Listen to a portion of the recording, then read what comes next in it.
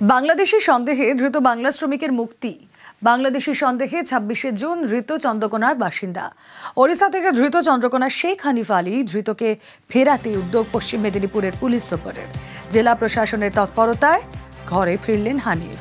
সুকান্ত চক্রবর্তী আরো বিস্তারিত জানাতে পারবেন। সুকান্ত, দেখো রুমেলা, শেখ হানিফ আলী তিনি উড়িষ্যায় গিয়েছিলেন কাঠের কাজ করতে এবং সেখানেই কিন্তু উড়িষ্যা পুলিশ তাকে আটক করে বাংলাদেশি সন্দেহে, এবং তারপর পরিবারের তরফ থেকে তার আইডেন্টি কার্ড সহ বিভিন্ন তথ্য প্রমাণ তুলে ধরা হয়, কিন্তু তাকে ছাড়ছিলেন না উড়িষ্যা পুলিশ। এরপরে কিন্তু জেলা প্রশাসনের দ্বারস্থ হন পরিবারের লোকেরা। জেলা প্রশাসনের পক্ষ থেকে তৎপরতার সহিত ওই জেলার পুলিশ সুপারের সাথে যোগাযোগ করা হয় এবং যেটা পুলিশ সুপার ধীতিমান সরকার জানিয়েছেন যে ওই হানিফ আলীকে কিন্তু পরিবারের সদস্যদের হাতে তুলে দেওয়া হয়েছে। এক কথাই রুমেলা, দেখো, পরিবারের মানুষ উৎকণ্ঠায় ছিলেন, তারা কিন্তু স্বস্তি পেয়েছেন, তাদের ছেলে কিন্তু মুক্তি পেয়েছে এবং শীঘ্রই সে বাড়ি ফিরে আসবে। রুমেলা, বেশ।